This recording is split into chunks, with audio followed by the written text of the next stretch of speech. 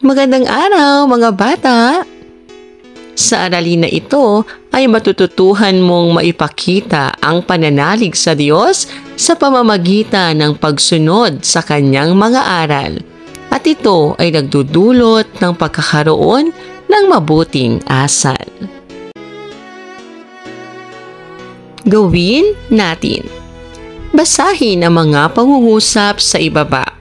Isulat ang tama kung nagpapakita ito ng pananalig sa Diyos at mali naman kung hindi. Sama-samang nagsisimba ang iyong pamilya. Ito ay tama. Nasira ng bagyo ang pananim niyo, kaya't nawala na kayo ng pag-asang makabangon pang muli. Ito ay mali.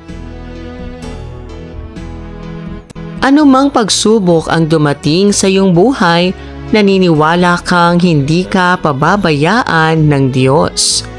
Ito ay tama. Naniniwala lamang sa sariling kakayahan, paniniwala at hindi kailanman kinikilala ang tulong ng Diyos. Ito ay mali. Sabay-sabay na nagdarasal ang inyong pamilya bago matulog o kumain. Ito ay tama.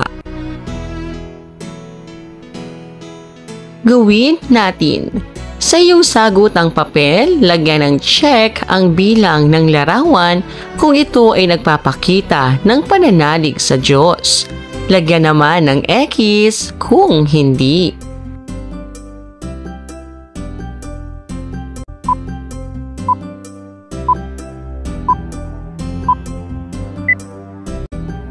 Ang unang larawan, ang pangalawang larawan, pangatlong larawan, pang-apat na larawan, at ang panghuling larawan.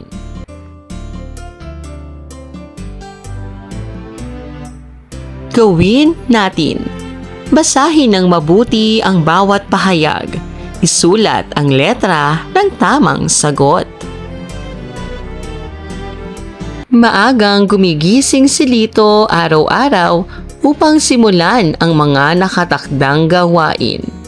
Alin sa mga sumusunod ang una niyang dapat gawin pagkagising?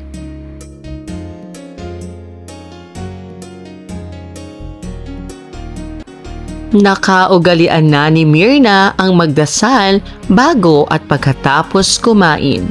Alin sa mga larawan ang nagpapakita nito?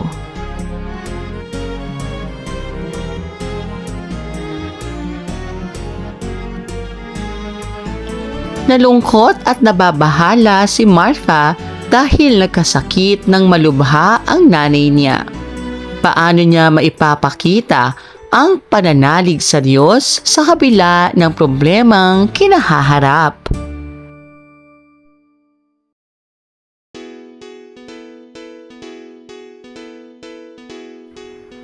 Paano mo mahihikayat ang iyong kaibigan na magbalik loob sa Diyos sa kabila ng mga pagsubok na nararanasan?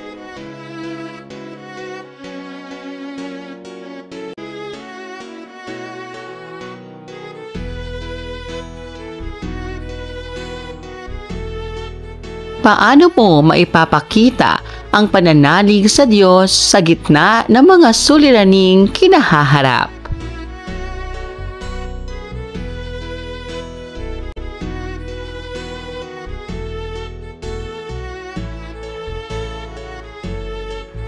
Maraming salamat po sa inyong panonood at pakikinig.